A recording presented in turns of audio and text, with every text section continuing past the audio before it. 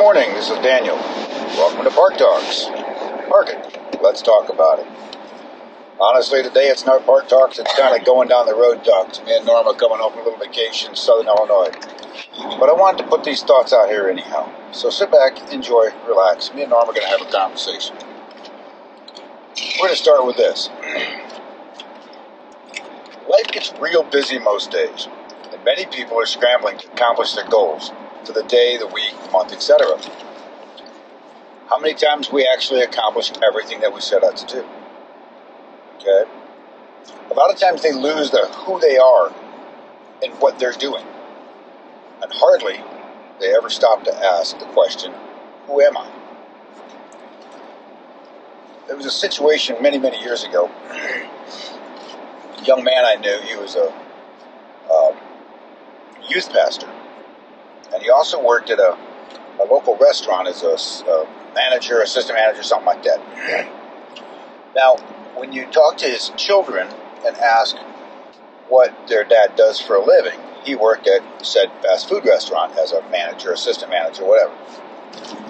And they would engage in conversation about his occupation there. At no time would they bring up his position in the church until specifically asked, well, what else does he do? Well, there's also situations when I've seen pastors who are required to have additional jobs, full-time occupation, dual incomes, whatever. A good friend of mine actually does this, and in his situation, you ask his children what he does, and Dad's a pastor. Oh, yeah, he takes care of landscaping for people. That's his company, but Dad's a pastor. I'm wondering if one gentleman versus the other, at any point in time preceding the point when the conversations came up with their sibling or their children, if they ever asked themselves, who am I? Who does life, the world around, see me as? Because if I don't know who I am, by others' input, and by who I understand myself to be, I can never guide somebody else to guide and figure out who they are. When a person takes time to ask the who am I question, they have to understand how to be still in the quietness of that question. You know, that takes me back to Psalms 46:10, where we have the be still and know I am God. You see that on a lot of billboards and shirts, and I've seen it on hats and tattoos and things you hang at wall hangings. And it's a beautiful concept, a statement. It's a beautiful scripture. Didn't Jesus ask at one point in time, who do you say I am? Yeah. No, Jesus asked that. Yeah, he asked his disciples, who do you say that I am? Yes. Some say you are this. Some say you are that. And what did he say now? Well, who do you? I ain't talking to Nicodemus. I'm not talking to Moses. I'm talking to you, Matthew. I'm talking to you, Peter. He didn't want to hear somebody else's answer. He Right. wanted to hear their answer. Well, their input has actually helped. I personally feel that if my friends that are close to me input into me who they see me as in their life, it helps me understand me even better. Not required, but it does help me see me better. If I only identify myself by myself, that's kind of like I'm almost being my own God. I kind of need the world's input. I don't have to take it all, but I do need a little bit. Like, say I shared this story with you earlier. I was in a group of athletes. It's kind of the shotgun effect. The MC says over the PA system, are these athletes, or look at this group of athletes getting ready to go for this swim. It was a swim I was in. And that's the first time I ever saw myself as an athlete, and it sank in. So that kind of helped tone that athletic thought and mentality. Not that I want to go out and run a football up and down the field. No, I've never seen myself as an athlete. Okay, yeah, you teach 15 to 18 fitness classes a week. Not an athlete, an instructor of athletes. That's my job. Right. And then if somebody comes to you and they say, man, you can sing. Well, now I could maybe see myself as a singer. Didn't say I have to. Man, I like the way you play the guitar. Well, I might see myself as a guitar player then, right? Or, hey, I've been playing guitar for a while. You sound like you're getting started today. You sounded really good, man. You see a positive influence, but I couldn't say that if I didn't know what good sounded like. So when I know who I am, it's easier and better for me now to guide other people to understand who they are. Now, as we go through life, we change a little bit. Life changes. Anybody who thinks it doesn't change doesn't understand really anything about creation. When I plant a seed and it turns into a tomato plant, not just a tomato, would you not agree that that seed changed at least a little? Okay. As it changed, things around it had to change. That seed didn't need tomato spikes and a tomato fence and green wire ties to hold it up, did it? Not the seed. That seed was doing pretty good taking a nap in the soil. Well, the tadpole turns into a frog, doesn't it? Right. So, as it changes, things around us need to be reassessed occasionally.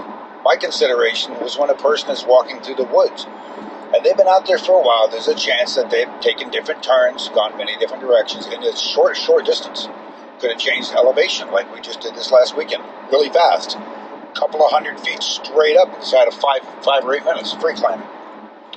So, when you get to the top of the location, if you don't have a compass, you have to figure out your directions. Because it gets cold when you go north sometimes of the season, some parts of the year. So you might want to go south or be on a south face of a hill or something so you can stay a little warmer. So we need to check the compass or check our directions. Plus, when we do set our compass, like remember when we come out of the woods the other day, we get on the road, I'm like, which way are we going? North, south, east, or west? I was resetting my compass. I looked at the sun, looked at the time. I'm thinking we're going north. And we happen to just at that time be going north. And then I confirmed with the compass in the car. So as we get older, as life changes, a person who's going to high school, they have to readjust their compass when they get to college. A person who's single needs to readjust their compass when they're married. Within both situations of one's life, we get very busy.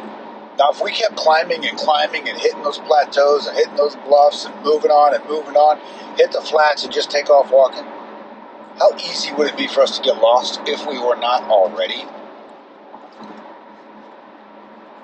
Maybe one of those climbs could have been avoided if we just hooked around that little hill. Who am I? Where am I? What am I doing? What am I feeling? Is this right? All the mess that we have going on in both situations, what's going on, how do we get lost in the woods, there's no guidance system, we just get so busy we can't stop. What happens is we start getting just so much bottled up inside, we'll start to miss a lot of things. Things start getting lost, we have a lot of lack, we start feeling there's a need, I need more time, if I work harder I can get these things that I want, I won't be lacking this if I could do that. Well, I can't do this, so I guess I'll go without that. We start multitasking. Yeah, but then we start looking at what we don't have. When this person, and it's interesting when you ask somebody, "Hey, what would you like for your birthday?" Well, I don't want socks. I didn't ask you what you don't want. I asked you what you want, what you would like. If I wanted to, if I needed to know what you don't want for Christmas, I would look at you and say, "Hey, what don't you want for Christmas?" I didn't. So let's try this again. What would you like for Christmas? A person who understands themselves knows their likes. But they also know they're not lacking. I really don't.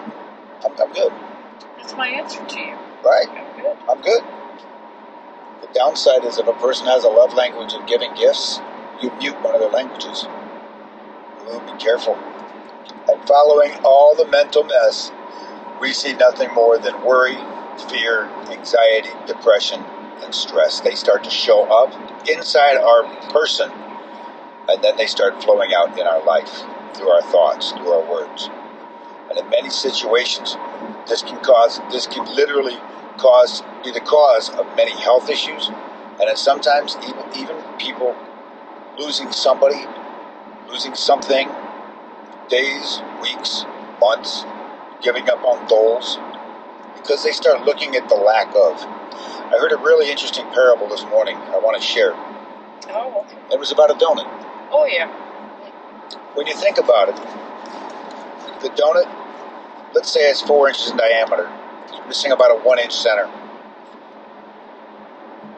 People pick it up and they think about the donut hole that's missing. If you think about it, that's all that matters is the loss, the lack. See, this can bring depression, anxiety, stress, limited thinking. And then you see the gas prices fluctuate by 4 cents and you freak out at everybody in the car because of the lack and limited thinking.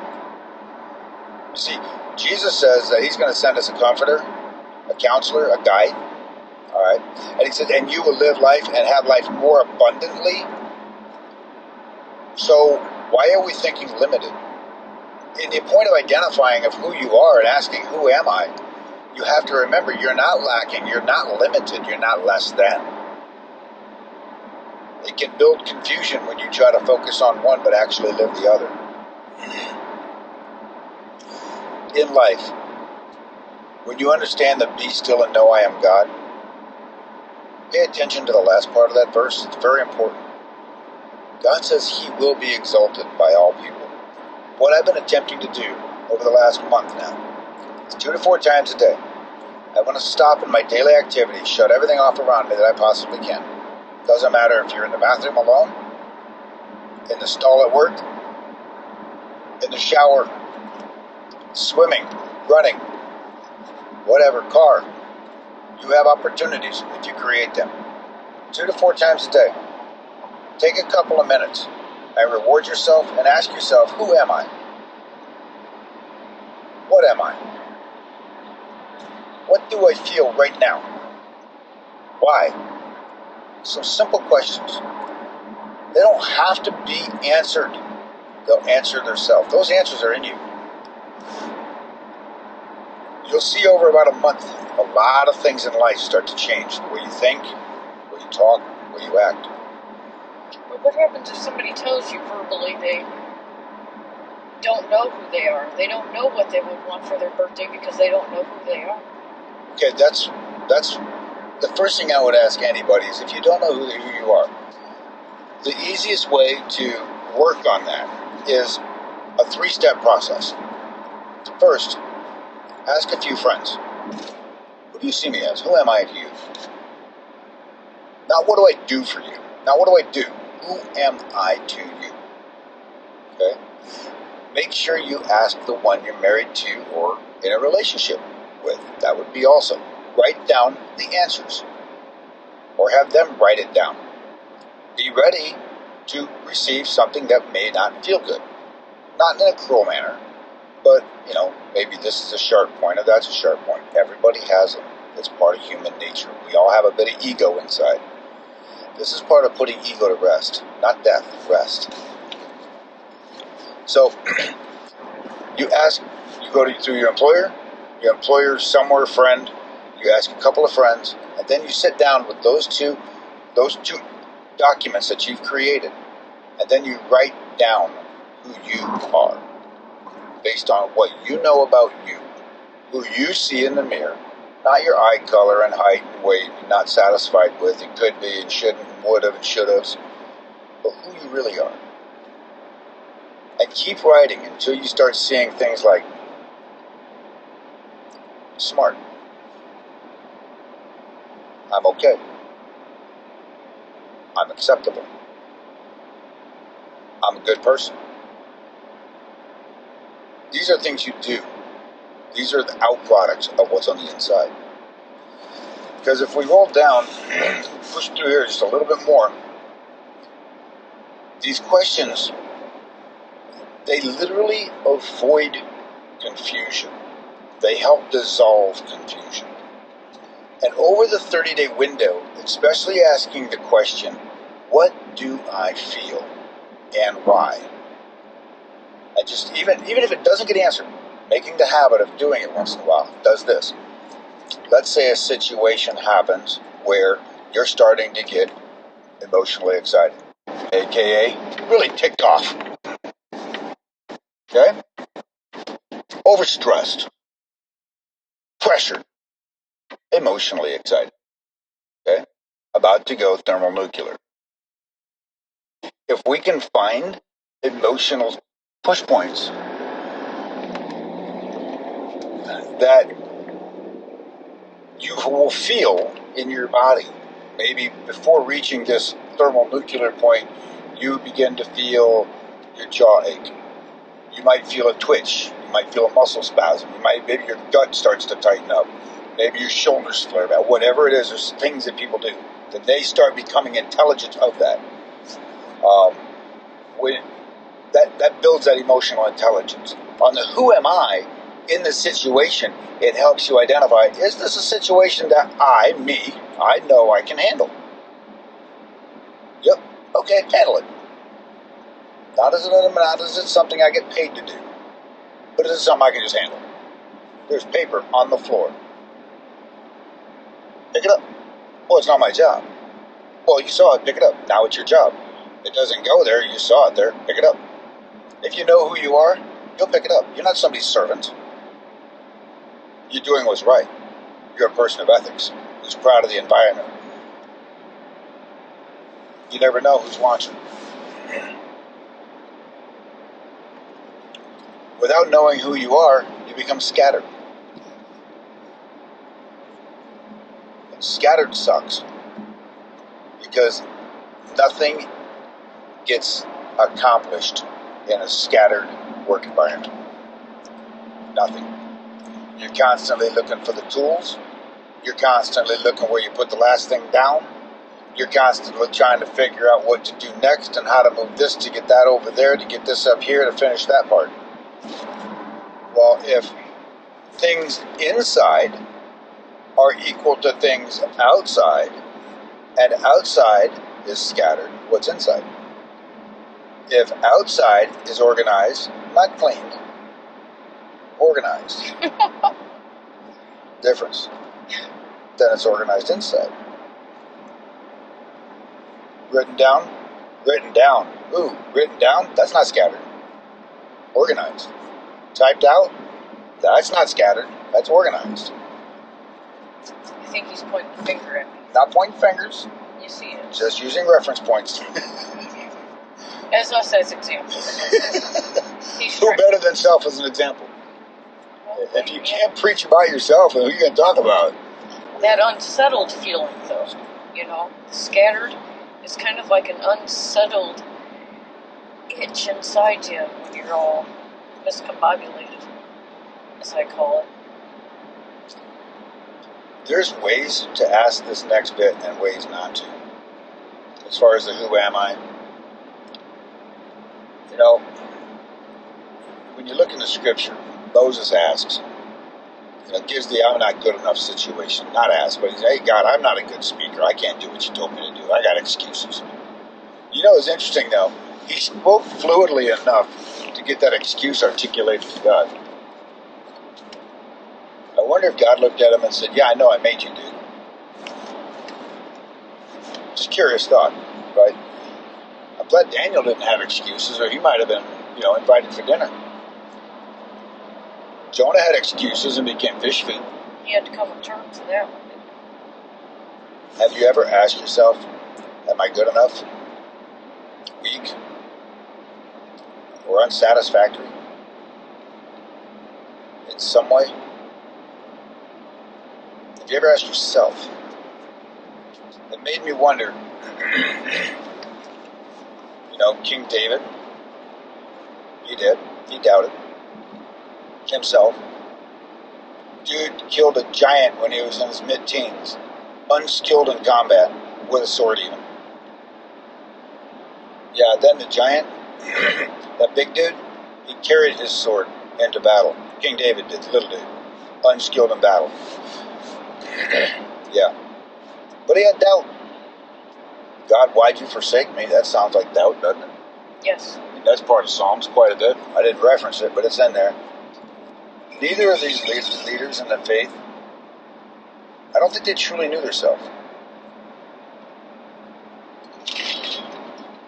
wonder if they tried to use these questions out from God. Because what God was asking them to do was way outside of what they are, who they are, and their normal. How do you answer the question? What follows your I am statement? In thought or word? In your head? In your statements? Let's make these up. Let's see how they go. Some of them, it'll be a 4-word or so statement, but some of them will end with enough. So it's I am blank, and sometimes we're going to use enough. So let's go just this one. I am busy. Who's ever said that? Man, I'm busy. I have no time for nothing. I am busy, right? How about I am sick? We're going to be sick. How's that? You're planning your illness. I'm tired. Okay. You can be tired. How about I'm too big. Here, there, everywhere. Too small here, there, everywhere. Too heavy. Too light. How about not smart enough? I'm just not smart enough. I'm just, how about, we said this earlier, not good enough. Yeah. How about I'm ugly? Who's ever lied to themselves about that? How about the I'm an addict? Those are all negatives. Every single one of them are negatives. And as we said over the last couple of weeks in Park Talks, for every negative statement made or thought made had, it takes 5 positives just to get back to 0. What about in this situation? I am a mom or a dad. I am a son or a daughter. I'm special. I'm designed with a purpose. I'm loved. I'm blessed. I'm a good learner. I'm chosen. I'm forgiven. I'm a child of God. I'm amazing. It's about the same space that follows the I am, except for every only positive spoken, we don't have to undo any negatives, so we're already starting one above the line. King David, he says, I sat before the Lord and said, who am I? O Lord God, and what is my house that you've brought me thus far? By now he's a king. Remember, he wasn't a king before. He was a kid in a field who threw rocks around, who played a harp, who tended his dad's sheep. And by the way, killed what? Lions and bears and tigers, oh my. Oh, yeah. Yeah. With his hands and a stick and a stone. God graduated him up to a sword and a suit of armor and a throne. Holy cow, that's a song.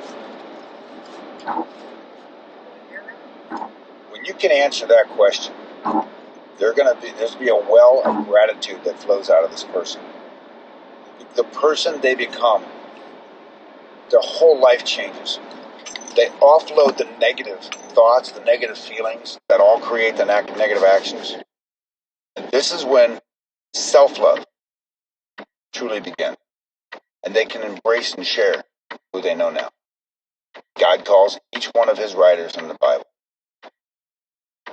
And I find that with several of them, he had some sort of why to God. The writer had some sort of why to God and what he was sending them out to do. Moses claims he doesn't talk very well. Jonah got scared, sailed off several distances. That cost a lot of money. King David, Solomon, name them. There's a lot of them that knew who they were in God. There are a few that called themselves a friend of Jesus, even swore they'd never deny him, and then denied him 3 times to save their own skin. Jesus saw Simon, who became Peter, who thanks to him, a nice portion of the New Testament exists. Peter had to figure it out too. He wasn't specially gifted. He's got the same spirit inside of him that's inside of Christ. Looking at those who are faithful, I would ask why. I would ask this. Why? Why should they already know? Why should They already know who they are. They wrote the Bible, right? They took it right from God and they wrote it down, right? Didn't they? Word for word. Some churches I went to told me that. Nobody changed a thing.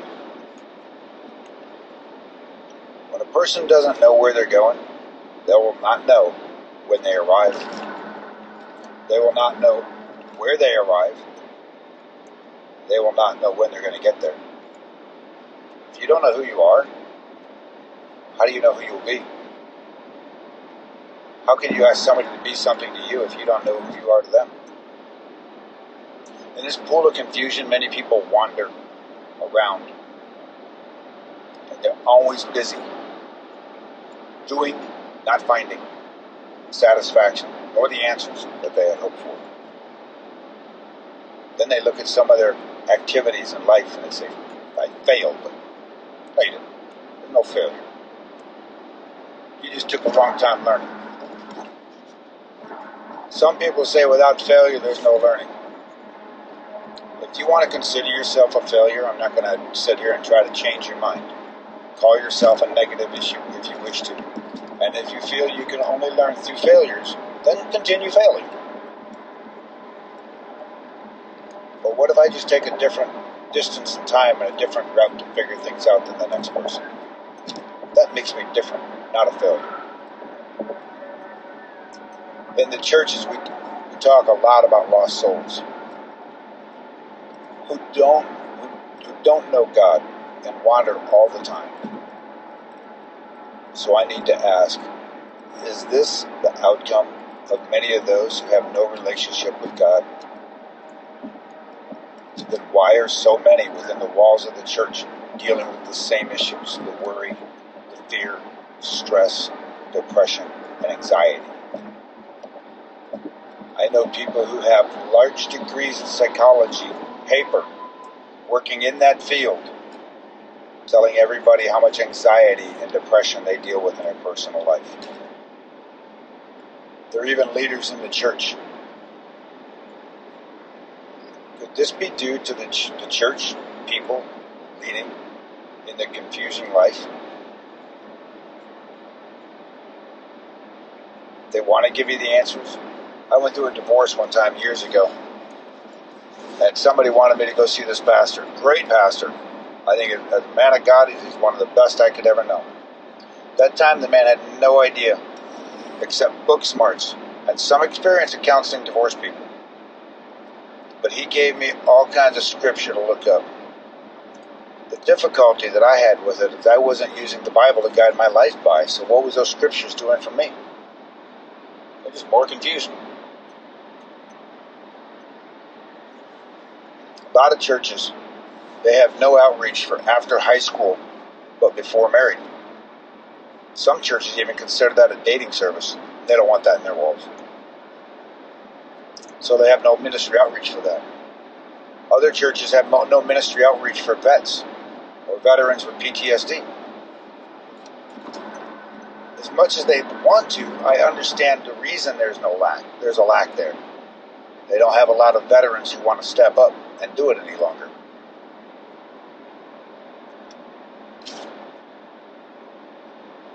Might some religious organizations be misleading in their teachings and truths?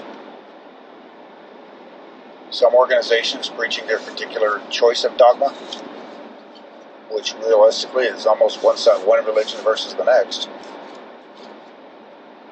Might it not be? Might it be because people don't know who they really are? They never stop to ask, who am I? So like I said, I've been doing this for several weeks, close to a month. And I thought, something, it would be a good idea if before advising others to do something, I do it myself.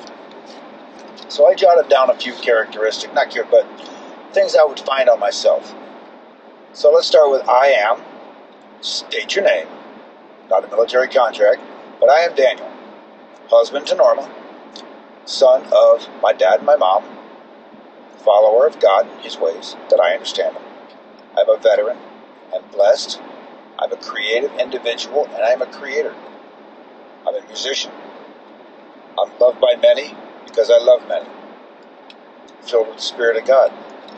I am free in the Spirit. We talked about freedom. I'm not going back there right now. I'm a leader as well as a servant. I'm a friend. I've been told many times I'm smart and wise. I feel that leads to intelligence. I'm moldable, forgiven, loved, self-discovered. Those are things that characteristics that I do now to tell myself. I don't have to look to repair the damage if I don't break it. But you don't break your finger, you don't have to try to get it fixed or suffer the break. If you don't negative yourself, you don't have to search for some positive in the darkness of the night to offset the negatives. When a person realizes who they are, the discovery of totality of who they are now is right around the corner. Who will you discover inside? Through reading over the last couple of weeks, there was something that really caught my attention. I want to share it with you.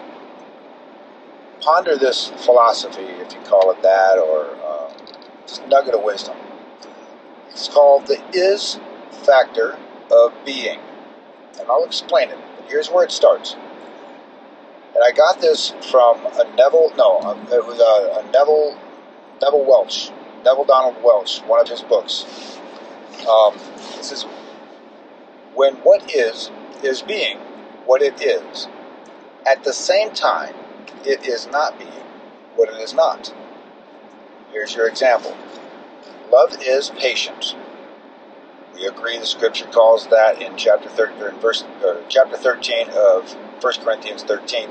Love is patient. So then it is not impatient. So when love is being patient, at the same time, it cannot be impatient, or it is not love. So when what is being what it is, at the same time, it is not being what it is not. This is the status of a human being.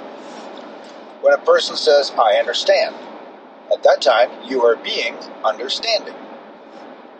I am frustrated. Now, you are being frustrated.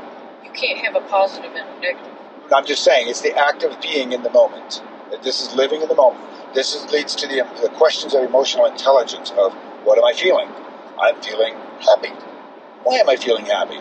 Due to these thoughts, due to these activities, due to something somebody said. This is why I feel the sensation of the emotion of happy. And happiness is not sorrowful. So if I'm being happy, then happy is being happy, joyful, comes out of that. So at the same time, I can't be sad, sorrowful, bad. So when what is being what it is, at the same time, it is not being what it is not. In essence, you can't have a positive and a negative. Right.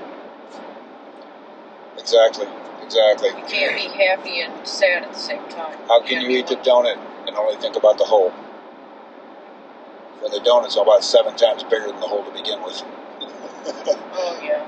Yeah. How many people sit there and think, wow, what happened to the center of this thing? Man, I wish I had that hole in the back. Wonder where that hole's at. But then you get a bag of a dozen, you can either get a dozen donuts. What's that box? About 16 inches by I don't know. 10 or 12 inches and a couple inches thick, right? Yes. For a dozen donuts, right? Now, goodness gracious. Get a bag of donuts. That bag is about 3 inches by 8 inches by... Yeah, for and you can get 3 dozen donut holes in that bag. And people will worry about what's missing opposed to what they have. The blessings that they already have versus the contradictions that they don't have. Yep. They say you never know what you got till it's gone. But if you focus on what's gone, if you focus on the past and you focus on the negative, and that's what you're enjoying in the time, in the present, it's the present you get to carry forward to the future. I believe that the time that we live in the now is called the present because every breath is a gift. Could be wrong, but it's a cute way to look at it. So this week, let's start a good habit. Occasionally through the day, if you find yourself isolated, alone from people, make it intentional. Ask yourself, who am I? What am I? What am I feeling? Why? Are you thinking about the donut? Or are you thinking about the whole? This is Daniel with Park Talks. Thanks for joining in this week. Be blessed, everybody. From service today, think, speak, and live as if you have all you need. And what you do not hold in your hand, you will. That is, or what is Jesus said repeatedly. With this, why do most church leaders teach that we have to beg and plead with God for something? That's just a thought I wanted to add.